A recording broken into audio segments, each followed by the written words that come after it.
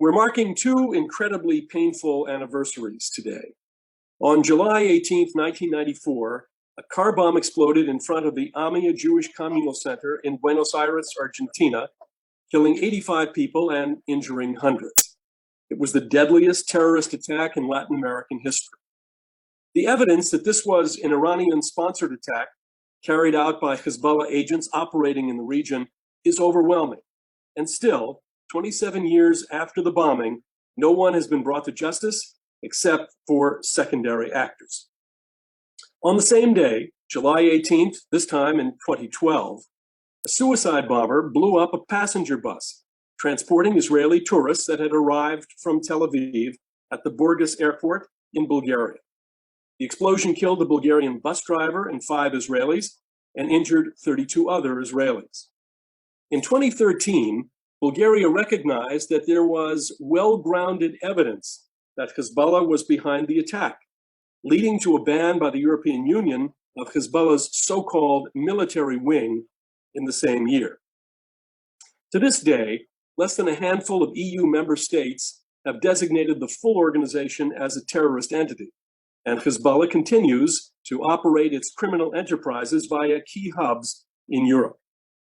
Here with us today are Mathew Levitt and Gustavo Perednik, two distinguished experts who will help us better understand the context in which these brutal terrorist attacks happened and put them in the broader picture of Hezbollah's continued operations to this day. Mathew Levitt is the Fromer Wexler Fellow at the Washington Institute for Near East Policy and director of its Jeanette and Eli Reinhardt program on counterterrorism and intelligence. Gustavo Perednik is a philosopher, writer, and educator. He's been a guest lecturer in more than 50 countries, including China, where he directed the Al-Tian program. Perednik has published 20 books, 2 of which deal with the work of his friend, the late AMIA case prosecutor Alberto Nisman, namely To Kill Without a Trace and To Die for Argentina. He previously directed the 4-year program at Hebrew University, where he was distinguished as outstanding lecturer.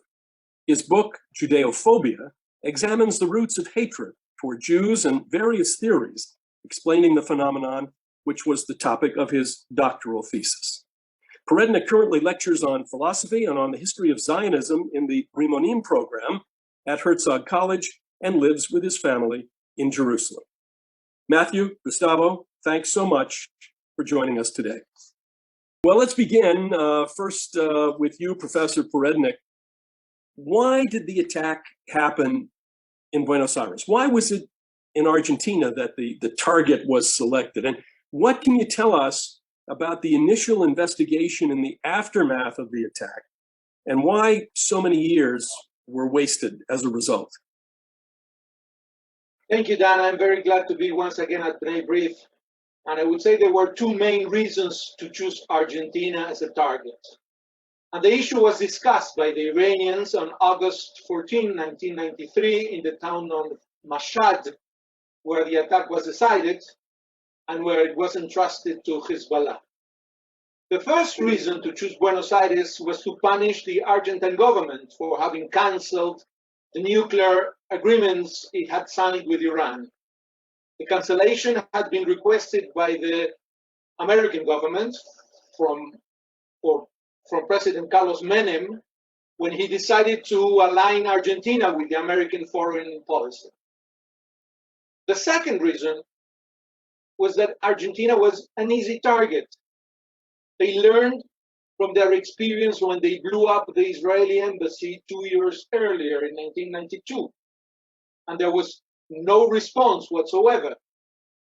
Alberto Nisman explains in his prosecution opinion that in their meeting in Mashhad, Box and Rabani suggested Argentina and that his proposal was accepted without reservation. After all, Rabani lived in Argentina.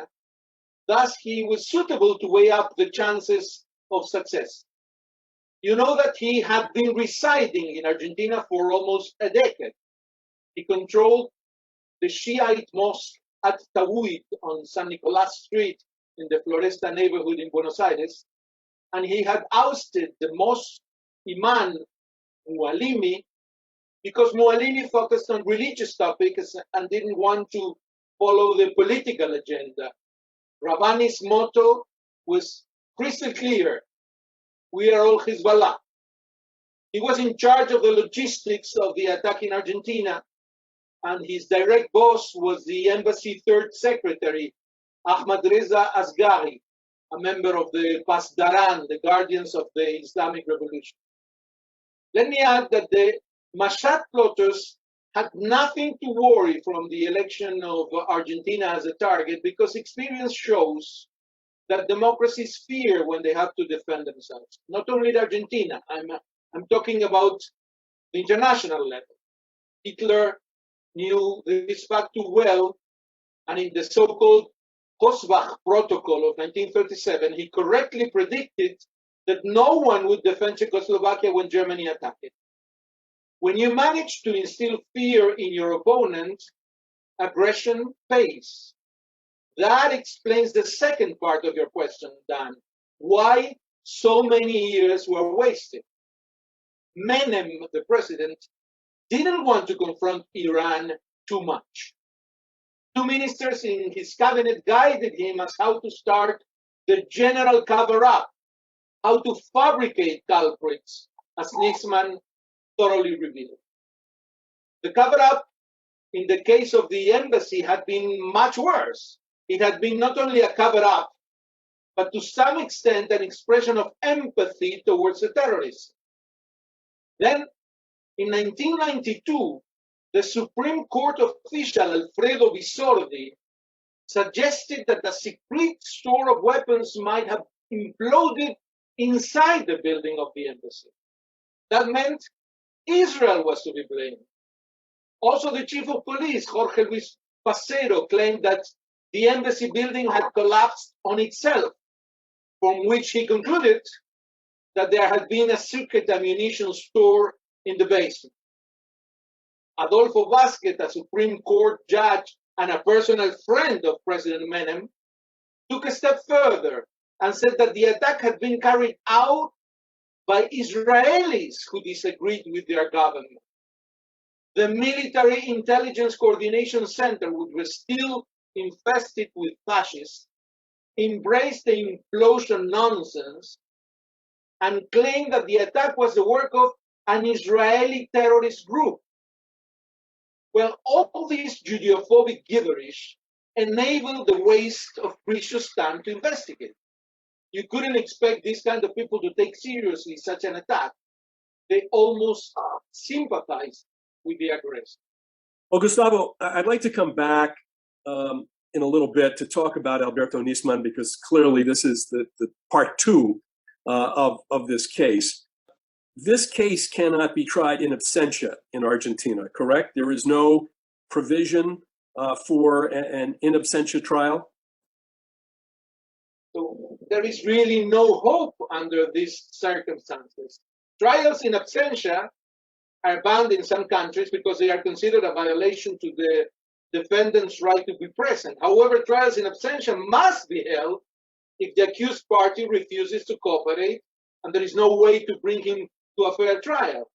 But it won't be done under this government because nothing will be done to reveal the truth of what happened, and all the evidence against the culprits will be either hidden or dismissed. Worse than that, the criminals will work very hard to continue discrediting Nisman. You must remember that the whole collision with Iran was the baby of Chavez and Cristina. It started long before the memorandum of 2013. President Nestor Kirchner, Cristina's late husband, always considered the AMIA mishandled case a national disgrace, in his words. A few months after he passed away in 2010, Cristina and her accomplices approached Iran. They have no qualms about contacting even the mastermind of the AMIA bombing, Mohsen Rabbani, to whom Hector Timerman promised he would persuade Interpol to drop the arrest warrants it had issued against the Iranians. They didn't expect that Interpol was going to reject their request. The goal of the conspiracy was to divert the investigation. In other words, to abandon Argentina's claim for justice and to doom the AMIA case to oblivion. Their excuse was that the investigation had been allegedly paralyzed, which Nisman refuted completely. But once impunity was agreed upon, the two governments signed the 2013 infamous memorandum. However, the Ayatollahs grew angry when the Argentinian government failed to put a stop to Interpol's arrest warrants, and the memorandum therefore failed. But to sum up, it is impossible to make justice progress under the present circumstances. The last part of the Nisman trilogy we mentioned before unraveled the most disgraceful ruse in Argentina's entire history. What do you see points of convergence here?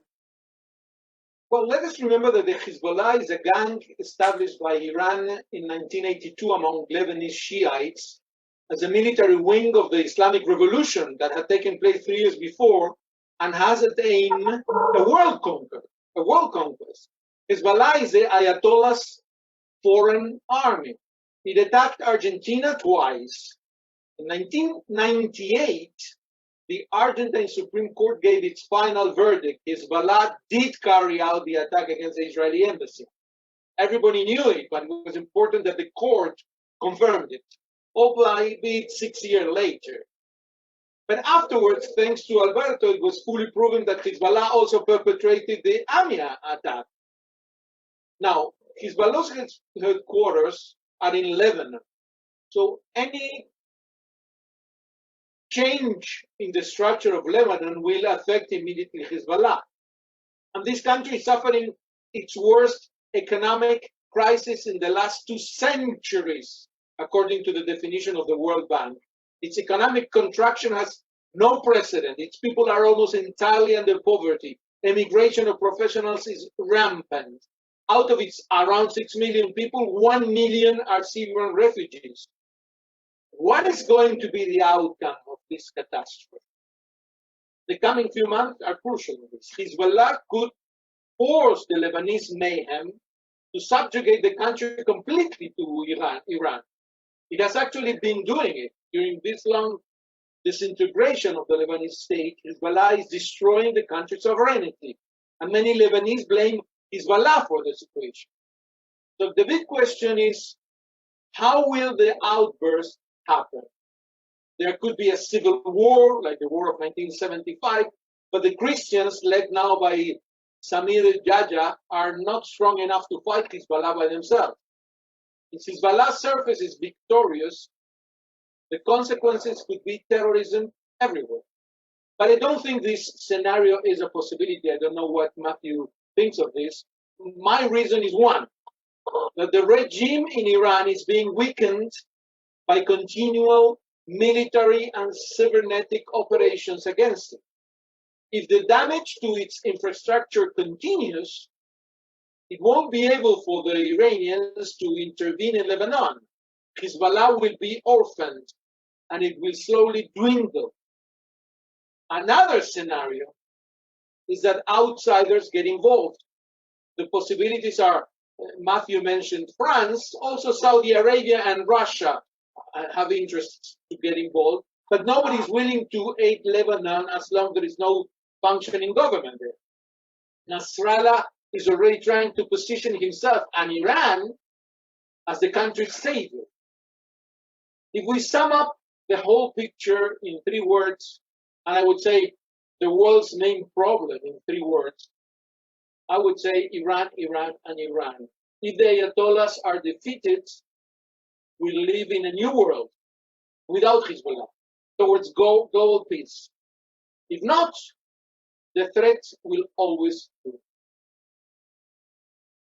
Well, certainly the stockpiling of these rockets is, Gustavo and I are speaking today from Jerusalem, certainly on the minds of every Israeli.